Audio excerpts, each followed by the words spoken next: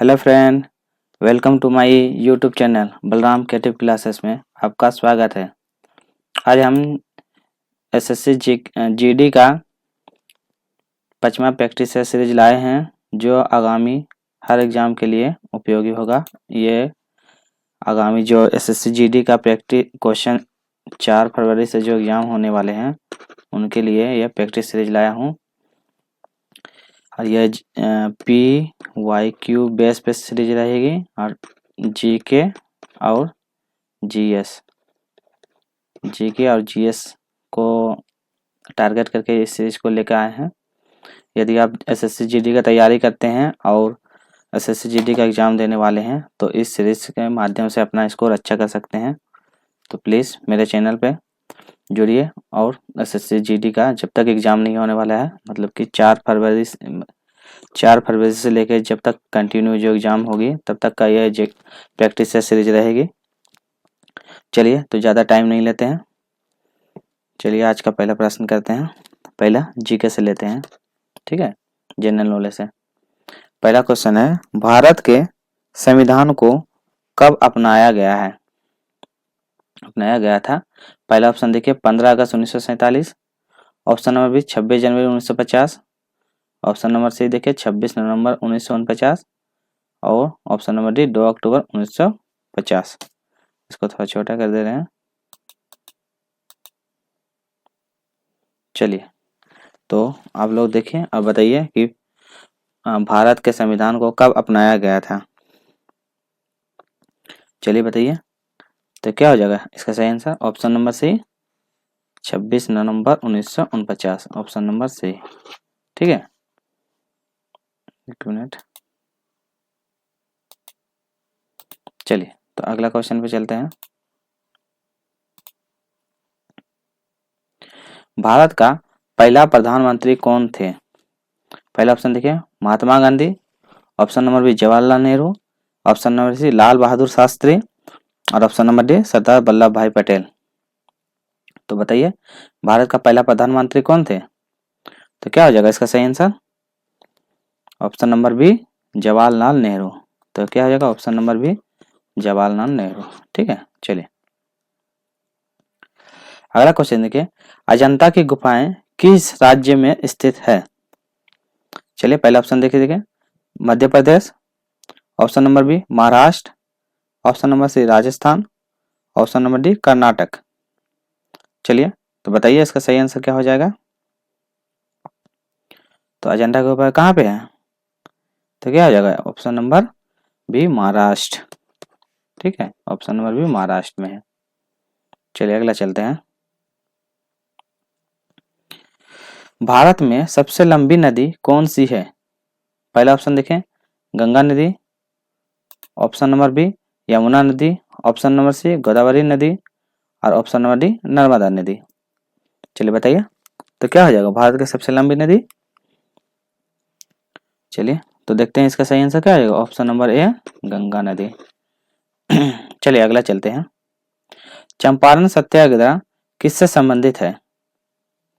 पहला ऑप्शन देखिए असहयोग आंदोलन, ऑप्शन नंबर बी किसान आंदोलन, ऑप्शन नंबर सी नमक सत्याग्रह आंदोलन, ऑप्शन नंबर डी सविनय अवज्ञा आंदोलन।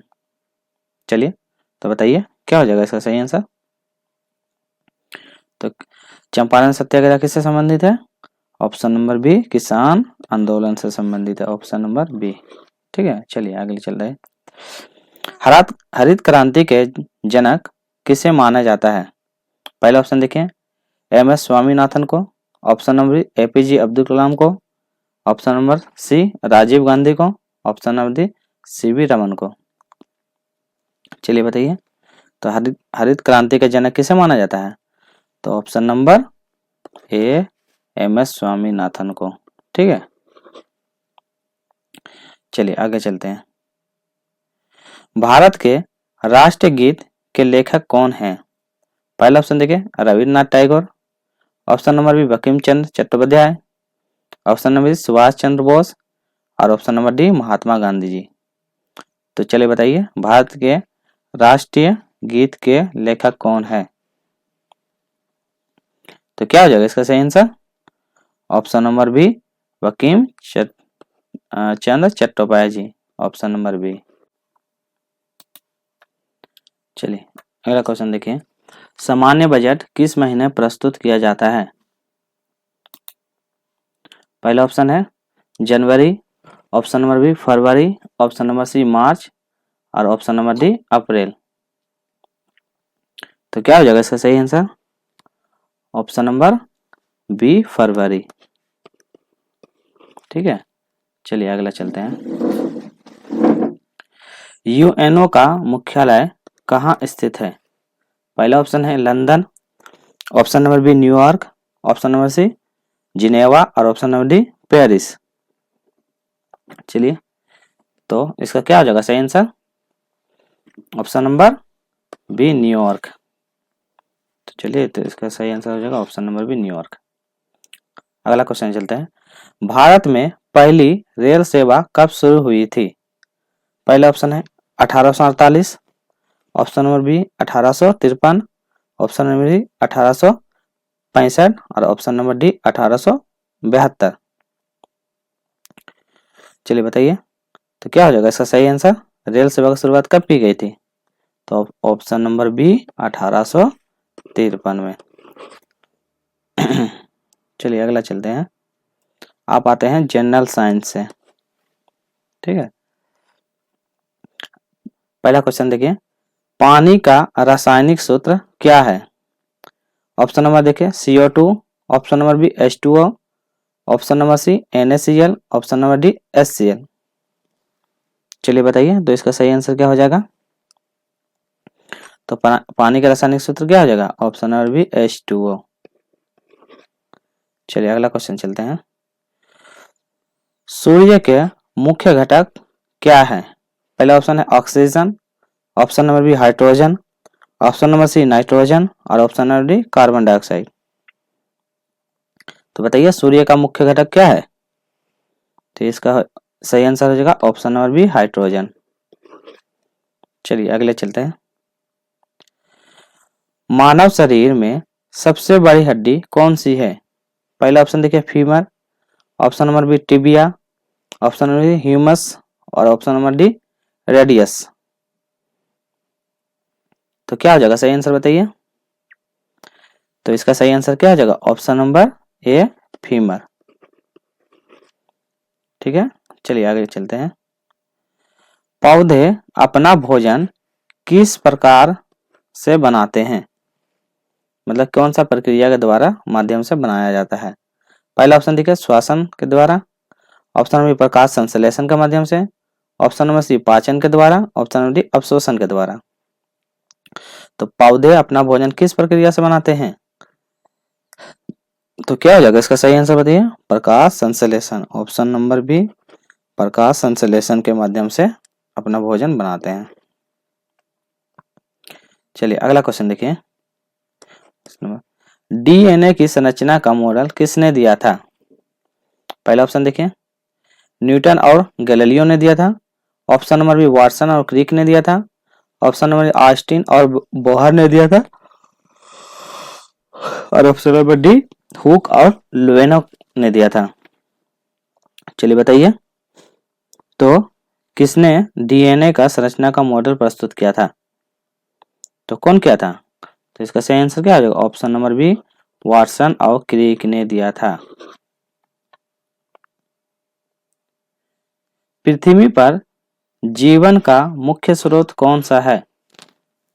पहला ऑप्शन देखिए चंद्रमा, ऑप्शन नंबर बी सूर्य, ऑप्शन नंबर सी पृथ्वी और ऑप्शन नंबर डी जल। तो बताइए पृथ्वी पर जीवन का मुख्य स्रोत कौन सा है? तो क्या हो जाएगा इसका सही आंसर होगा सूर्य, ऑप्शन नंबर बी सूर्य। ठीक है, चलो आगे चलते हैं, हड्डियों और दांतों में कौन सा खनिज पाया जाता है? पहला ऑप्शन है sodium, option number B calcium, option number C magnesium और ऑप्शन नंबर डी पोटेशियम। तो बताइए तो हड्डी और दांतों में कौन सा खनिज पाया जाता है? तो इसका क्या हो जाएगा सही answer? Option number B calcium. क्या हो जाएगा इसका सही answer? Option number B calcium. चलो अगला क्वेश्चन देखते हैं, मानव शरीर में रक्त का पीएच मान कितना होता है? पहला ऑप्शन देखिए 6.4 से लेकर 6.8, ऑप्शन नंबर बी 7.35 से लेकर 7.45 तक, ऑप्शन नंबर सी 8.0 से लेकर 8.5 तक, और ऑप्शन नंबर डी 5.5 से लेकर 6.0 तक। तो बताइए मानव शरीर का पीएच मान कितना होता है? तो मानव शरीर का पीएच मान ऑप्शन नंबर बी 7.35 से लेकर 7.45 तक होता है। ठीक है, चलो आगे चलते हैं। अगला क्वेश्चन देखिए, नाभिकीय रिक्टर में किस से नियंत्रित करने के लिए उपयोगी किया जाता है?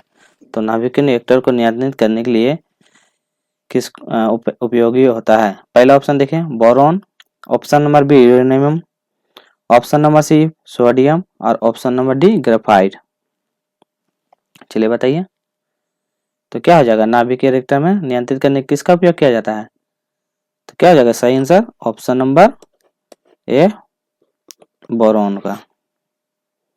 चलो आगे चलते हैं। ओजोन परत हमें किससे बचाती है? पहला ऑप्शन देखिए पराबैंगनी किरणों से, ऑप्शन नंबर बी अवरक्त किरणों से, ऑप्शन नंबर एक्सरे से, और ऑप्शन नंबर डी गामा किरणों से। तो बताइए ओजोन परत हमें किससे बचाती है? तो हमें किससे बचाती है?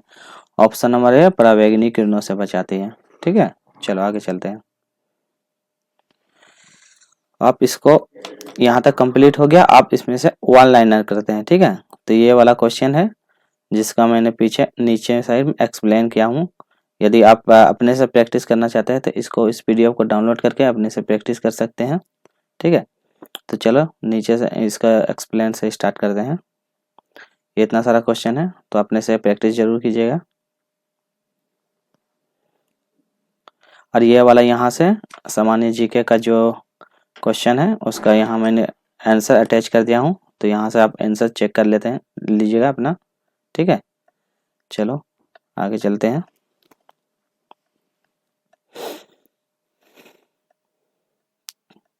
ये जनरल साइंस का यहाँ पे आंसर है, तो आप यहाँ से जनरल साइंस का आंसर चेक कर सकते हैं।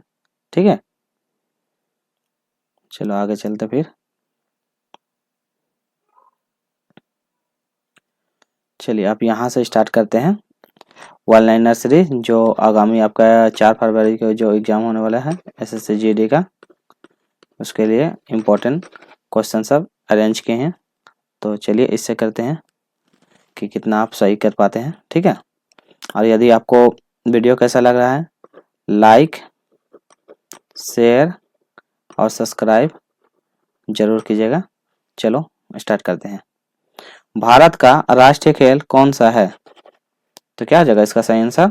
हॉकी। वन लाइनर है। ठीक है, चलिए अगला चलते हैं। कौन सा ग्रह सबसे बड़ा ग्रह है? तो कौन सा ग्रह है? तो इसका सही आंसर होगा बृहस्पति ग्रह। चलो अगला चलते हैं। विटामिन डी का प्रमुख स्रोत क्या है? तो इसका सही आंसर क्या हो जाएगा? सूर्य की किरण। तो सूर्य की किरण विटामिन डी का प्रमुख स्रोत है। चलिए अगला क्वेश्चन। महात्मा गांधी जी का जन्म कहाँ हुआ था? तो कहाँ हुआ था? पोरबंदर गुजरात में। पोरबंदर गुजरात में हुआ था। अगला चलिए। कौन सी धातु तरल अवस्था में पाई जाती है? तो क्या हो जाएगा सही आंसर? मरकरी, इसी को बोला जाता है पारा। ठीक है, चलिए अगले चलते हैं। लोकसभा में कुल कितने सदस्य होते हैं? तो इसका सही आंसर हो जाएगा 543 सदस्य होते हैं। अगला क्वेश्चन चलते हैं। पानी का उबलने का तापमान कितना डिग्री सेल्सियस होता है? तो क्या हो जाएगा सही आंसर? 100 डिग्री सेल्सियस होता है।